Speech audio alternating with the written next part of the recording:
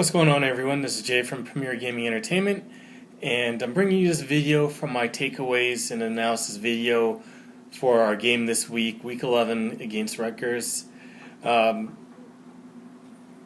don't even know where to start with this. There's not too much for me to analyze in this game. From my predictions video, I pretty much thought this is going to be a blowout, not a close game, and pretty much that is what happened with this game. I guess my concern, if you want to call it that, when I made my video previously, was obviously not that we're going to lose. I know we weren't going to lose the game. But my concern was the amount of effort, the amount of focus, the amount of just attention to detail in this game, and whether or not we were going to come out and just do what we had to do play as we've been playing the last few weeks, or would we just come out and just play, just show up, know we're going to win on town alone and get the victory and go home. And I would say it was kind of somewhere in between. The score was 42-7. Obviously, you'd like to, against a team like Rutgers, be putting up more than 42 points. But I guess it all equals out. For the most part, Michigan has been, a Jekyll and Hyde team, road versus home. And typically on the road, we're scoring about half the amount of points that we're scoring at home for whatever reason. So to put up 42 points on the road the way that we've been playing, in the style of football that we've been playing, I guess that's a lot of points for how we do things, especially on the road. Like typically in the road, we've been playing up like 20-something points. So to score 42, I guess it's all relative. If we were playing Rutgers at home, it would have been probably like that 78-0 game. But why I said that I was kind of in between is because I might be nitpicking on this, but that 80-yard touchdown run, that can't happen. That's inexcusable. For a team like us and a defense like us, there's no way against a team like Rutgers that we should be giving up any type of long touchdown run. They had a whole lot of yards rushing the football. I'm not sure what the final numbers were, but at some point it was around 130, 140 yards. I know a whole lot of chunk of that was on an 80-yard run, but still, that is a lot of yardage to give up to a team like Rutgers. So that in itself is kind of concerning because it lets me feel that we kind of took this one off to an extent. And I guess it's understandable. I know a lot of people in the comment section of my previous, not this video, but the video that I made about Joe Milton being ready, saying that we'll be fine. And I'm sure that's probably the case. But still, you always have to have that in the back of your mind, that concern that if Shea Harrison were to go down and get injured, who's going to step up? So I guess in that sense, especially in this game, we weren't trying to go all out. I noticed that Harbaugh didn't do any of the read option where Shea Harrison kept the football. It was just handed off to the running back and call it a day. And I don't blame him for that. There's no point in taking any type of risk at this point in time with Shea Harrison where he runs, someone falls on him, he injures himself, and now we're in trouble. So I guess that had bearing on the score itself. I know that we left, some points on the board, and to me, to really make me feel as though that they were giving their all and it was 100% and they were 100% focused, we would have pitched a shutout against these guys. So giving up the 7 points, I know it's just 7 points, but you gave up 7 points to Penn State. So I would have thought we would have pitched a shutout against these guys. So it was real disappointing to see us give up that many yards. So it's just on to the next week. We got Indiana at home. Obviously we're going to be favored in that game. Don't see that being any type of issue, and we just have to take it 1 week at a time. And so we got the win against Rutgers. We're 9-1, and we just have to win, move on to the next game. Not really anything I can take away from this game that I could say other than, obviously us giving up the yardage and that touchdown. Not really much I can say on either end of the football.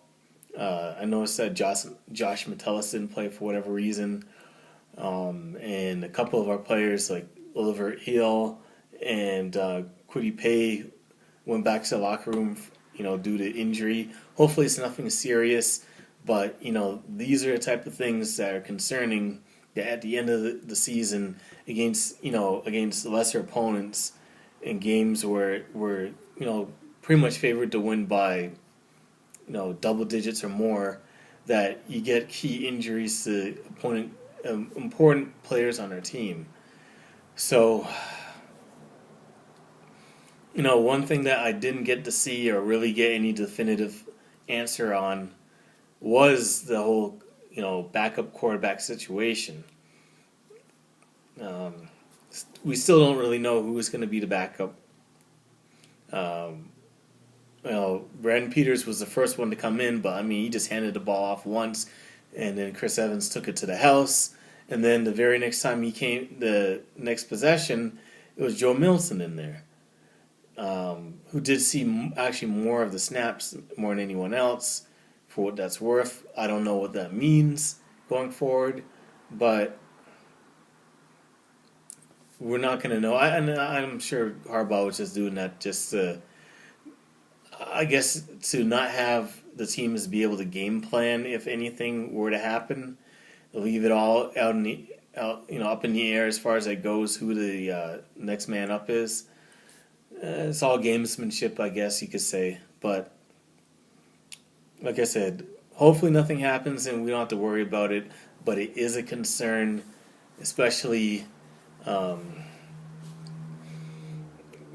the situation with Brandon Peters and how he ended the season last year, and just he started off okay, but kind of tailed off, played awful in the bowl game, and just really is not a fit for this new offense that we've started to run this season with Shea Patterson.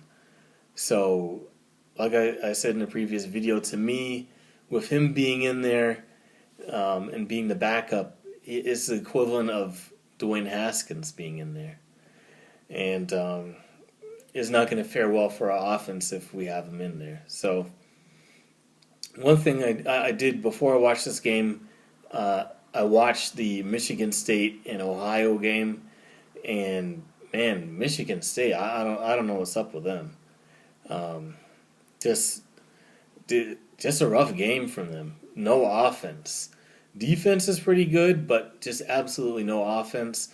D'Antonio, I don't know what you're thinking, running some jet sweep action motion play when you're standing at the 1 yard line.